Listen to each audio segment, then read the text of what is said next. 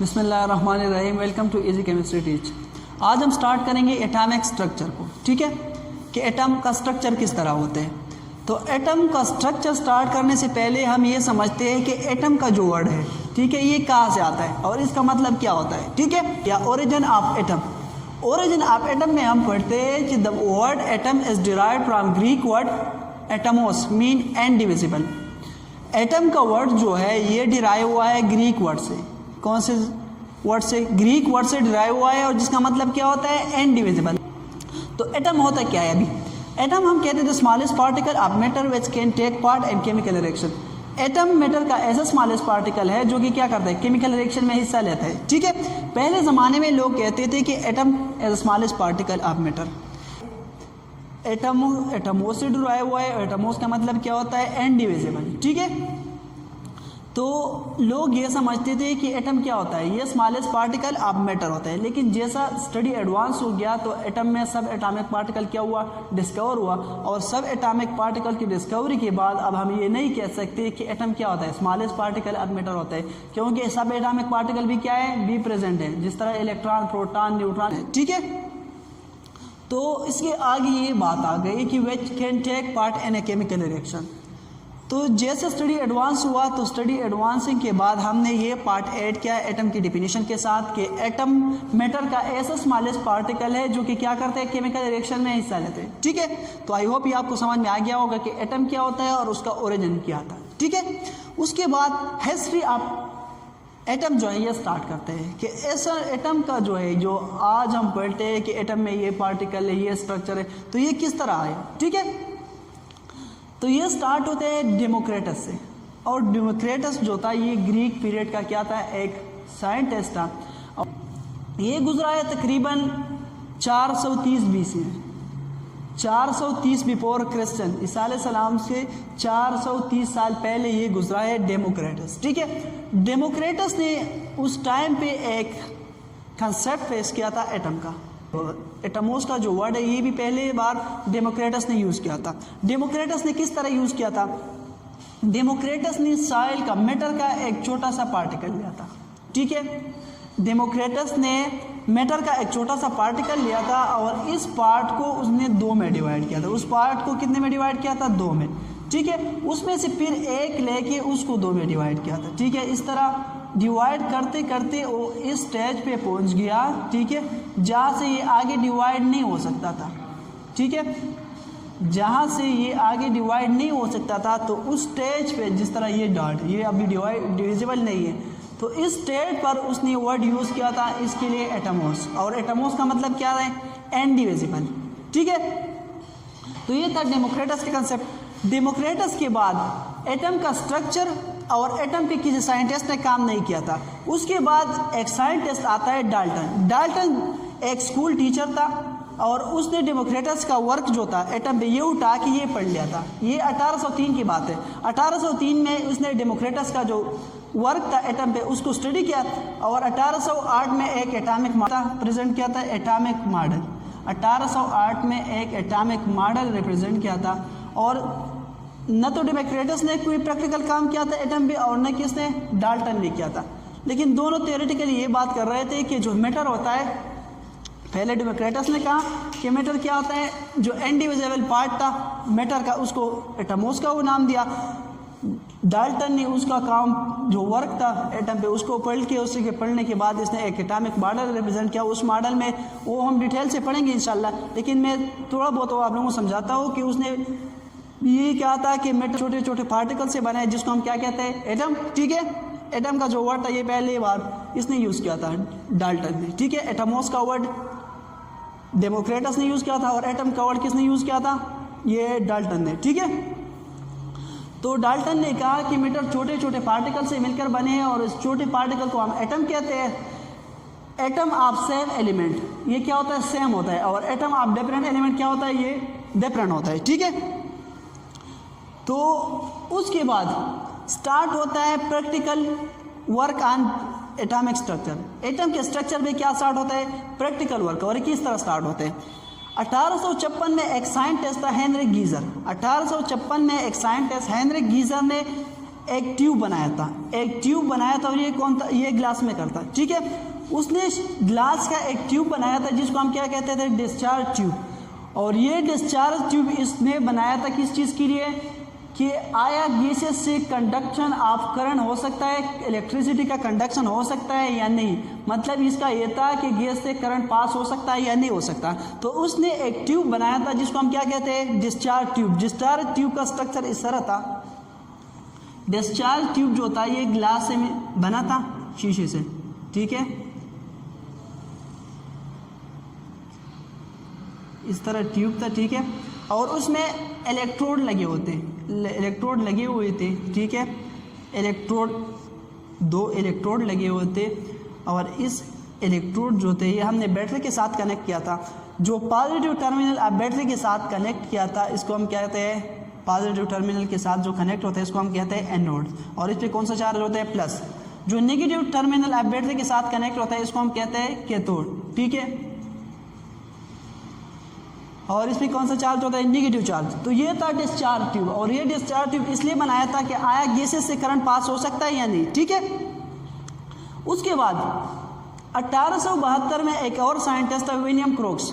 William क्रोक्स ने ये discharge tube उठाया, ठीक है। और ये भी गैसेस का प्रॉपर्टी स्टडी कर रहा था कि किस गैसेस की प्रॉपर्टी किस तरह है डिस्चार्ज ट्यूब में। तो जैसा ये गैसेस का प्रॉपर्टी स्टडी कर रहा था तो यहाँ से जो पॉजिटिव टर्मिनल है, ठीक है, पॉजिटिव टर्मिनल से नेगेटिव टर्मिनल की तरफ एक रेज इसने डिस्चार्ज ट्यूब में देखा।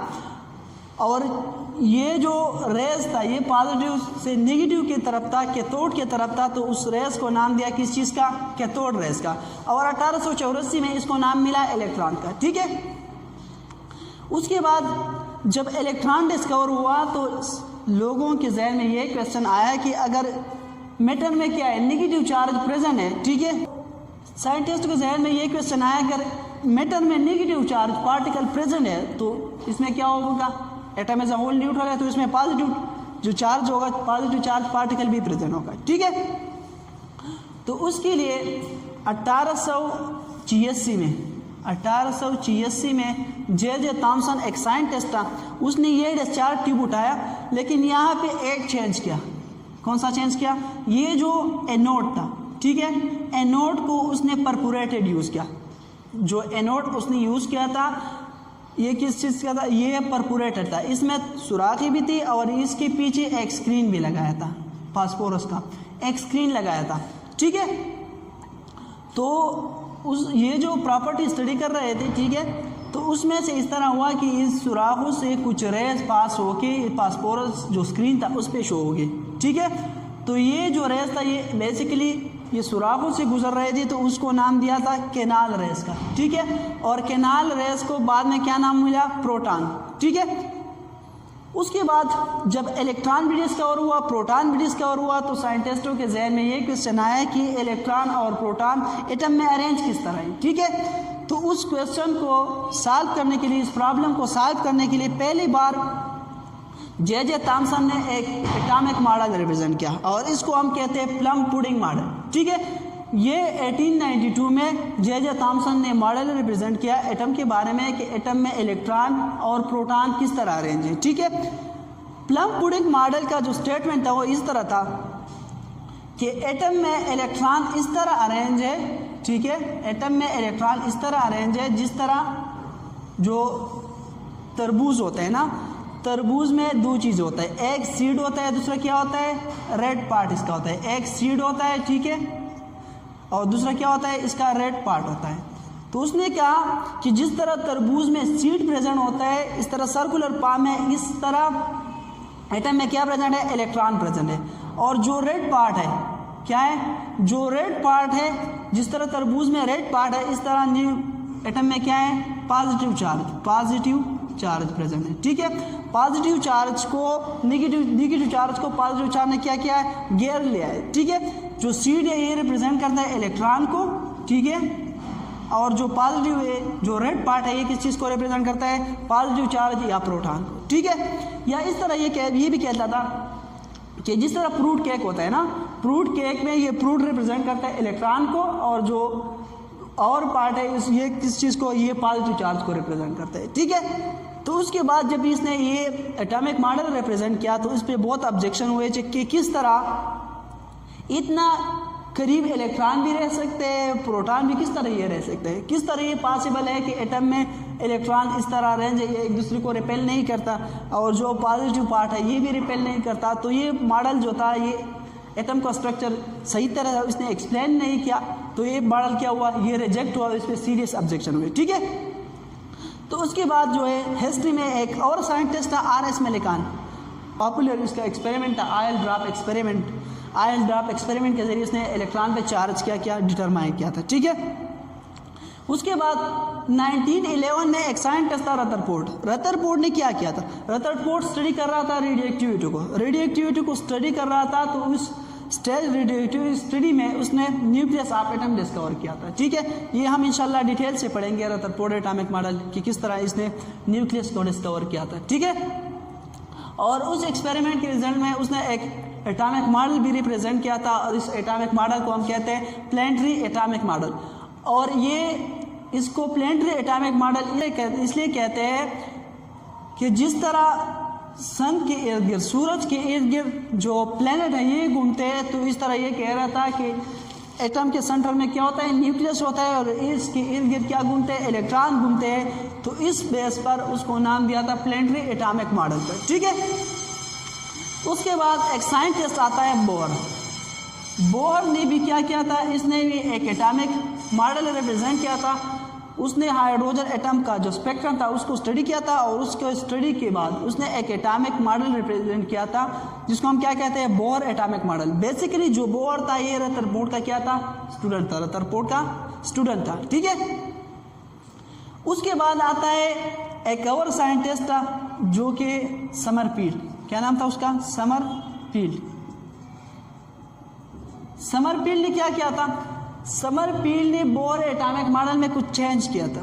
क्या किया था, ये आता है तकरीबन 1914 में। ठीक है, और उसने जो बोर एटॉमिक मॉडल था, बोर एटॉमिक मॉडल में बोर कह रहा था कि न्यूक्लियस के इर्द गिर्द इलेक्ट्रॉन एक सर्कुलर पाथ में घूमते हैं जिसको हम क्या कहते हैं, शेल कहते हैं।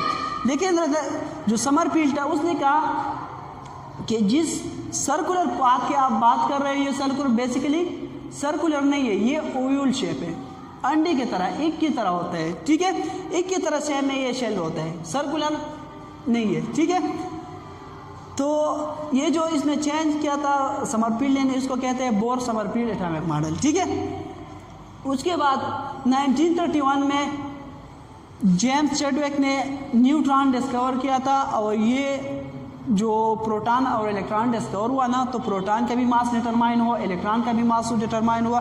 तो उसके बाद जो एटम का मास था ये ज़्यादा था और प्रोटॉन और इलेक्ट्रॉन का मास कितना था, ये कम था। तो इस वजह से साइंटिस्ट ये सोच रहे थे कि एटम में कुछ और पार्टिकल भी प्रेजेंट है। ठीक है, तो उस पार्टिकल ये जो न्यूट्रॉन था ये डिस्कवर किया था किसने, जेम्स चैडविक ने। और ये इलेक्ट्रिक फील्ड में किसी प्लेट के तरफ ये नहीं बैंड होता था, तो इसी वजह से इसको नाम दिया था न्यूट्रॉन को। ठीक है, तो ये था अबाउट एटम्स। ठीक है, और हिस्ट्री ऑफ एटम के बारे में नेक्स्ट वीडियो में इंशाल्लाह हम डाल्टन एटॉमिक मॉडल पे बात करेंगे।